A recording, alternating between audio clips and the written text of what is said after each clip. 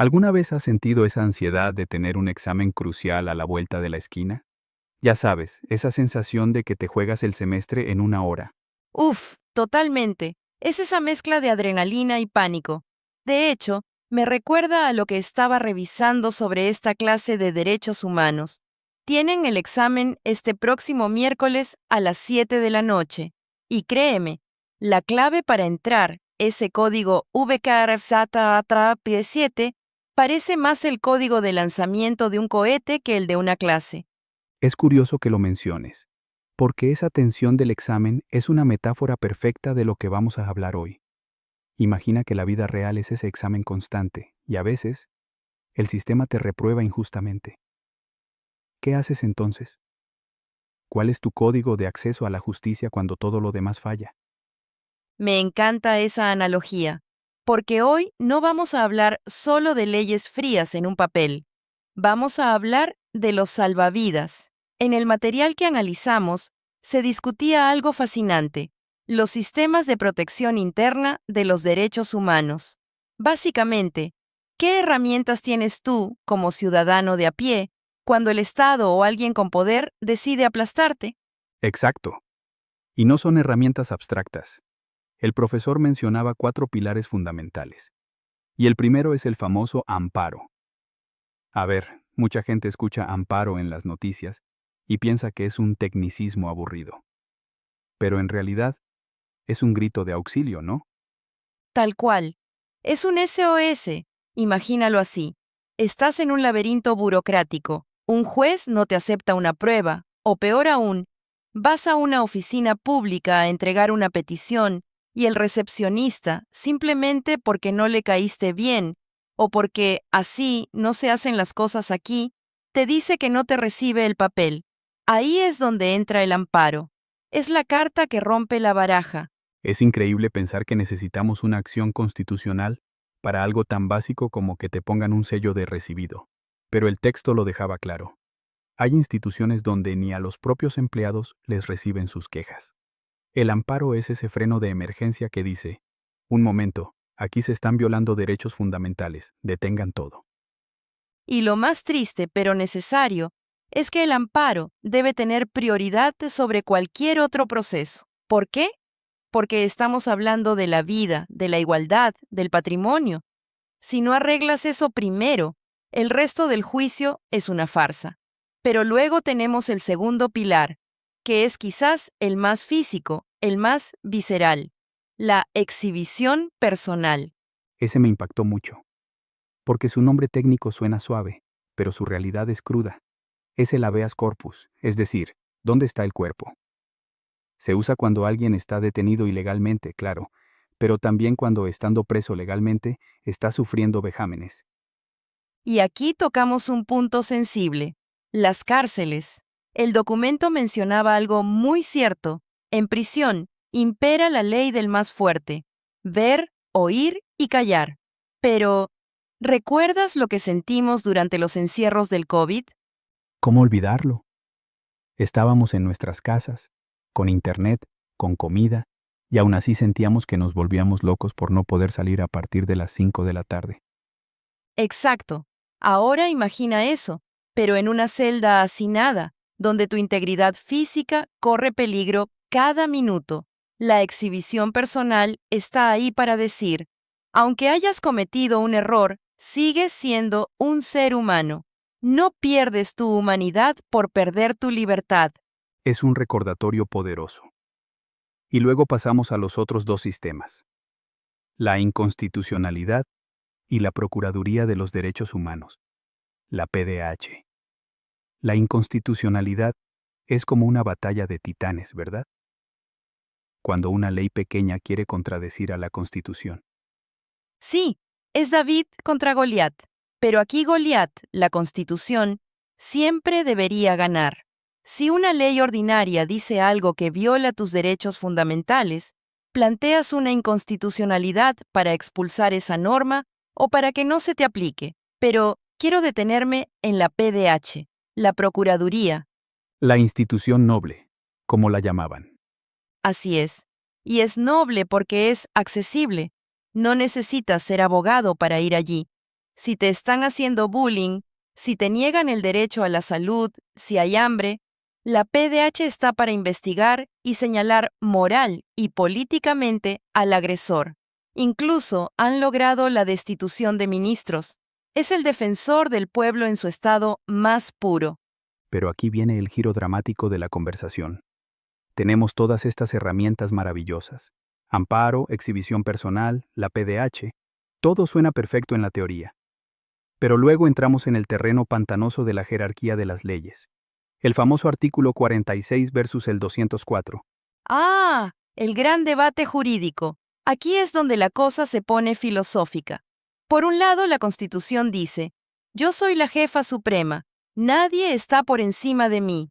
Pero el artículo 46 dice, un momento, en materia de derechos humanos, los tratados internacionales tienen preeminencia. Entonces, ¿a quién le hacemos caso? ¿A la Constitución Nacional o al Tratado Internacional? Al principio parecía una contradicción imposible. Si la Constitución es lo máximo, ¿cómo puede haber algo encima de ella? Pero la explicación que daban sobre el principio pro homine me pareció brillante. Es como si dejaras de preocuparte por quién tiene el rango más alto y te preocuparas por quién ayuda más a la persona. Exactamente. Es cambiar el foco del Estado al individuo. El principio pro homine significa, aplica la norma que más favorezca al ser humano. Si el tratado internacional te da más libertad que la ley interna, usas el tratado. Si la ley interna te protege más que el tratado, usas la ley interna. No es una lucha de egos normativos, es una competencia de beneficios para ti y para mí. Es fascinante porque rompe con el nacionalismo jurídico rancio y se centra en la dignidad.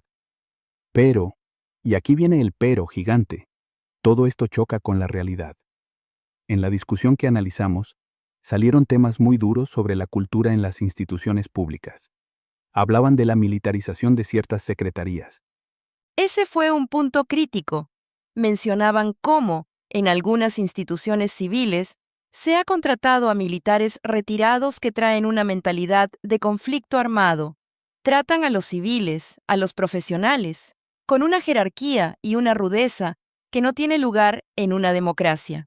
Y lo peor es que muchos empleados públicos bajan la cabeza y aguantan por necesidad. Y no solo es el miedo, es también la apatía. Decían que muchos profesionales van, marcan tarjeta, cobran sus 16,000 pesos, y si el mundo se cae, no les importa. ¿Cómo le pides a un sistema que proteja los derechos humanos si los engranajes de ese sistema, las personas, han perdido la empatía? Es la desconexión total. Un compañero contaba cómo, para llevar agua al corredor seco, una zona de extrema pobreza, el expediente se quedaba atascado en escritorios por pura burocracia o desinterés. Eso también es una violación de derechos humanos. El derecho al agua, a la vida digna, muere en la bandeja de entrada de un oficinista sin conciencia. Y eso nos lleva al extremo más violento de esta desconexión: la justicia por mano propia. Se mencionó el caso de Mixco, donde la gente aplaudía que la policía municipal golpeara a un presunto ladrón. O los linchamientos en las comunidades. Eso es lo que pasa cuando el escudo invisible del que hablábamos al principio se rompe. La gente deja de creer en el amparo, deja de creer en el debido proceso y vuelve a la barbarie. El caso que contaron de Chimaltenango es desgarrador. Una niña de 14 años linchada y quemada porque la acusaron de matar a un taxista. Una semana después, se supo que era inocente. Se me pone la piel de gallina. Es terrorífico. Y ahí es donde el argumento de mano dura se desmorona. Porque claro, todos queremos seguridad, pero cuando te saltas el debido proceso, cuando eliminas los derechos humanos porque son para defender delincuentes, corres el riesgo de que la turba te señale a ti o a tu hija y no haya nadie para defenderte. Ese es el núcleo del problema. Vemos los derechos humanos como un obstáculo para la justicia, cuando en realidad son la única garantía de que la justicia sea real y no solo venganza. El debido proceso no es para proteger al culpable, es para asegurar que el que paga sea realmente el culpable y no un inocente que pasaba por ahí. Es una paradoja, ¿no? Odiamos los derechos humanos cuando creemos que protegen al malo, pero rogamos por ellos cuando nosotros somos los acusados. Es una hipocresía social que pagamos muy caro. Totalmente. Y por eso es tan importante lo que decía el profesor al final. No podemos alegar ignorancia. Tenemos que conocer estos sistemas, saber que existe la PDH, saber cómo funciona un amparo. No es conocimiento para abogados, es conocimiento de supervivencia. Y hablando de supervivencia, volvemos al inicio. El examen. Todo esto que hemos hablado, la historia, los sistemas de protección, el principio pro homine, que por cierto, está en el artículo 29 del Pacto de San José, dato clave para los que toman nota, todo eso entra en la evaluación. Sí. Y ojo, que no es solo memorizar, es entender la lógica. El examen abarca lo visto hasta hoy más esas 5 o 6 páginas de historia de los derechos humanos del libro. Nada de 30 páginas, algo conciso.